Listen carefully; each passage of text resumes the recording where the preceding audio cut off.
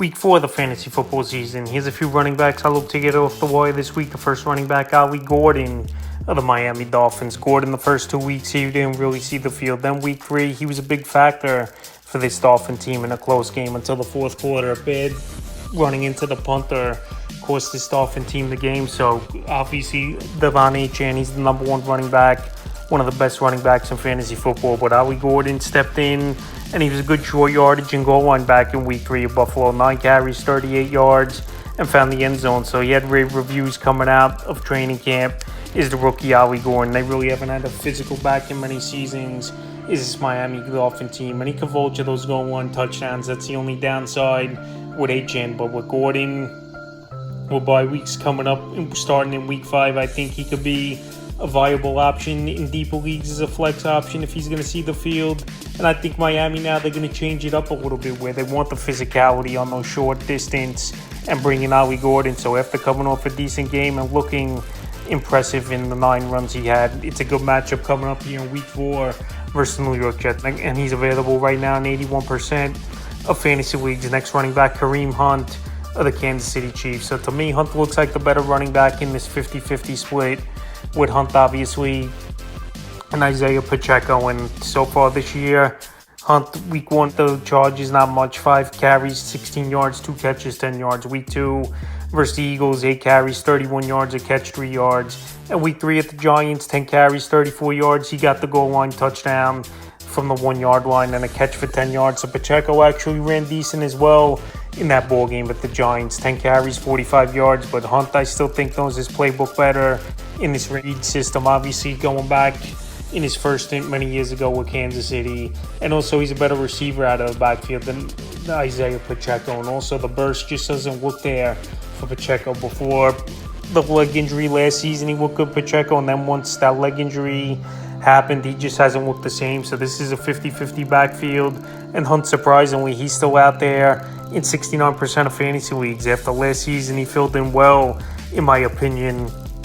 When he was down with injury, was Pacheco. Next back, Blake Corum of the Los Angeles Rams. So most of the backs on this list this week, they're handcuffed back. We've seen a lot of injuries so far at the running back position in the early going. Aaron Jones last week, Tyrone Tracy this week, James Conner out for the season as well. He got carted off with the ankle injury. Trey Benson is going to step in. And now Blake Corum has been a good handcuff for Kyren Williams, and his workload's starting to go up over the last couple of weeks. Week 1, he didn't really see the field. Week 2 with Tennessee, vulture to TD, 5 carries, 44 yards, a touchdown. And then week 3 of Philly, 8 carries, 53 yards in a tough loss in that one. So Blake Corum, they used good draft capital on him in the 2024 NFL draft. But obviously, Kyren Williams signed the contract extension. He's looked good so far once again this season. Kyren Williams, one of the better backs in all the NFL, in my opinion. But Blake Corum, if something happened to Williams, if he went down with injury, could step right in and could be a top 15, 20 running back. So right now,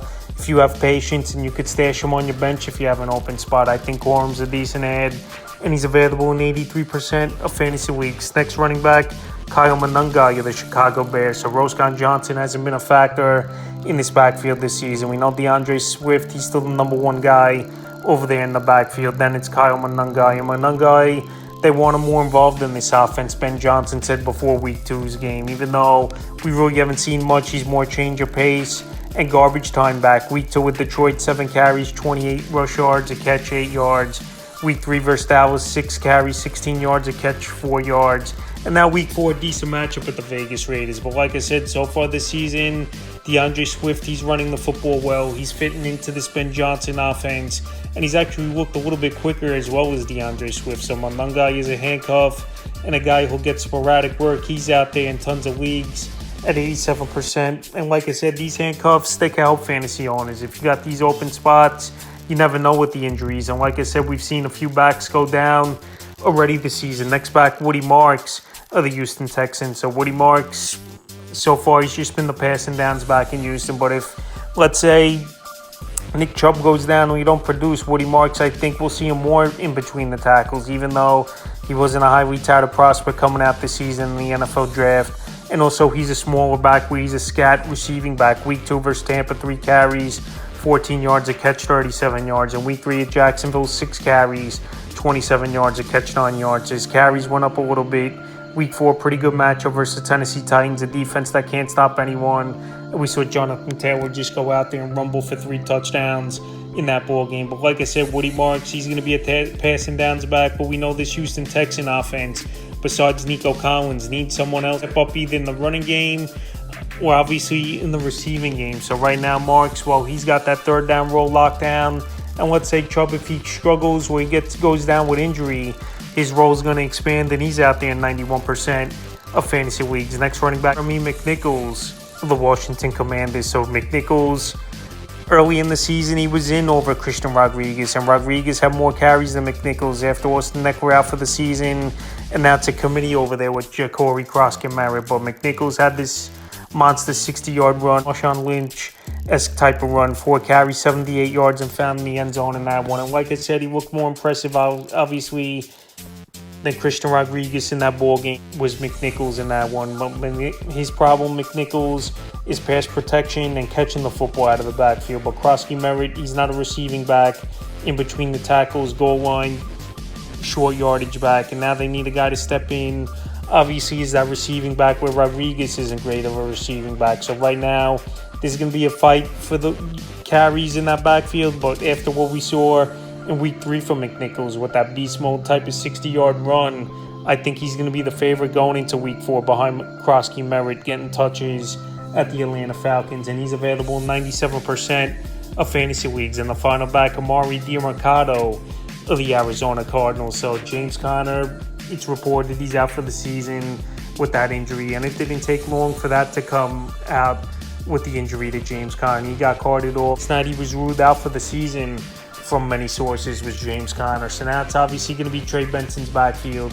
But Trey Benson, he's already owned in 52% of fantasy leagues. And obviously, he didn't make the list. And a lot of people, obviously, high hopes for Trey Benson coming into the year. James Conner spoke highly of him. The coaching staff spoke highly of Benson as well. And now DiMercato, he's going to be the backup. And we've seen some of DiMercato last season. 24 carries, 223 rush yards, a touchdown, 16 catches, 104 yards. And on 20 targets. I don't think Benson is going to get 30, 35 touches a game, but I think Benson will get 75, 80% of the touches in this backfield, where DiMercato will be change of pace back, and also at times a receiving back DiMercato could be for this Arizona Cardinal team. He knows the system. He's been there for a few years now, is DiMercato. But like I said, it's going to be Benson's backfield, but it wouldn't be surprising me if DiMercato, mixes in at times and gets some passing down role in this offense. So he's more of a deeper league get out there in 99% of fantasy leagues, but obviously someone to keep an eye on now with Conner down and now Benson next man up. And if Benson goes down, he could step in as well as the starting running back. So that's a few running backs I looked at off the wire for week 4 of the fantasy football season.